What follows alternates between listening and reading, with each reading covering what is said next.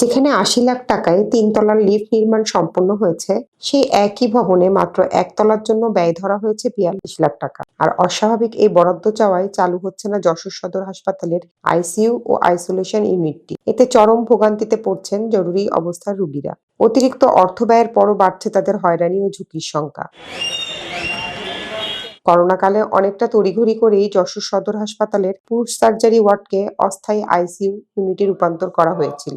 পরবর্তীতে coronary care ইউনিটের ৪ তলায় স্থায়ীভাবে তার স্থানান্তরের কাজ শুরু হয়, যেখানে ১০ শয্যার আইসিইউ ইউনিটের পাশাপাশি ২০ শয্যার আইসোলেশন ইউনিটও স্থাপিত হয়েছে।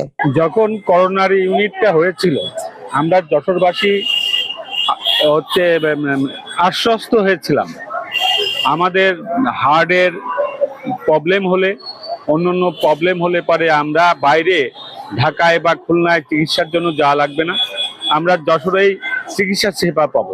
কিন্তু ৪ বছর ধরে কয়েক কোটি টাকার এই প্রকল্পটি কোনো কাজেই আসেনি, শুধুমাত্র লিফট সম্প্রসারণ না করায়। এই আইসিইউর সেবা চালু হচ্ছে না কারণ ওই নাই, আমাদের লিফটটা চালু নাই, এই কারণেই শুধু চালু করা যাচ্ছে না।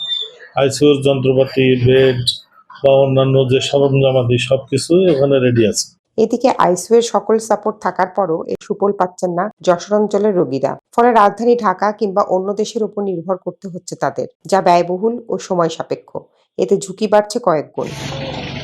দক্ষিণবঙ্গের এই অঞ্চলে ধরেন ৭ থেকে ৮টা জেলার মানুষ যশোরের উপরে নির্ভরশীল। তো যেহেতু এখানে আইসিইউ নাই, আমাদের এখানে বিশেষ করে দুর্ঘটনা বা স্ট্রোকের পেশেন্ট দ্রুত সেবা দেওয়ার জন্য আইসিইউ লাগে। যশোরে আইসিইউ নাই, এটা ভাবতেই অবাক লাগে। কিন্তু এই ব্যাপারে পদক্ষেপ নেওয়ার মতো কোনো লোক আমরা গত ১৫ থেকে ২০ বছরে দেখিনি। হঠাৎ করে শ্বাসকষ্ট হচ্ছে, প্রচুর পরিমাণে হার্টের বাড়ি খাচ্ছে, সেখানে আইসিইউ প্রয়োজন। তা সেই ক্ষেত্রে আমরা যে আইসিইউতে নিয়ে যাবো, আইসিইউ তো যশোরে আইসিইউ নাই, এখন হার্টের ইউনিটে আইসিইউ নাই, সেক্ষেত্রে ঢাকাতে নাই, খুলনাতে। এখন খুলনাতে যাতে গেলে রোডের অবস্থা তো ভালো না, ঢাকাতে যাতে গেলেও তো অনেক সময় লাগবে। সেই মুহূর্তে আসলে রুগী তো ঢাকাতে নিয়ে পথে অনেক রুগী মারা যায়। হাসপাতালের ৩য় থেকে ৪র্থ তলায় লিফট সম্প্রসারণের জন্য ৪২ লাখ টাকা বরাদ্দ চাওয়াকে অস্বাভাবিক বলছেন সংশ্লিষ্টরাও। আমলাতান্ত্রিক জটিলতায় কাজটি থমকে আছে বলে দাবি তাদের। ক্রিয়েটিভ ইঞ্জিনিয়ার্স হচ্ছে একমাত্র পরিবেশক সুইজারল্যান্ডের এই শিনলার লিফটটি বাংলাদেশে স্থাপন করার ক্ষেত্রে। তো আমাদের আসলে দ্বিতীয় এখানে কোনো অন্য কোনো ভেন্ডরের কাছে যাওয়ার আসলে আমাদের এই মুহূর্তে সুযোগ নাই।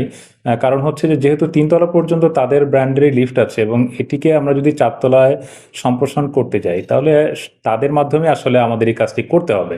এটি হচ্ছে আসলে এখানের মূল আমার কাছে মনে হচ্ছে একটি সমস্যা। পরবর্তীতে কোনো সমস্যা হলে, কারিগরি যদি সমস্যা হয়, সেক্ষেত্রে আসলে ওই কোম্পানি আর এটা দায়ভার বহন করবে না। তো যেহেতু ৩ তলা পর্যন্ত একটি লিফট সচল আছে এবং সেটা যদি ভবিষ্যতে কোনো আবার সমস্যা হয়, সেজন্য আসলে আমরা এক প্রকার মানে তাদের কাছ থেকেই এই কোটেশনটা নিতে হয়েছে আমাদেরকে। সরকারি ক্রয় নীতিমালা অনুযায়ী আগে যে কোম্পানি লিফট দিয়েছে এবারও তাদেরটাই নিতে হবে, অন্যথায় মিলবে না মেইনটেনেন্স খরচ। অথচ বরাদ্দের অর্ধেকেরও কম টাকাতে এই সমস্যা মেটানো যেত বলে দাবি বিশেষজ্ঞদের। সুবর্ণভূমি ডেস্ক, যশোর।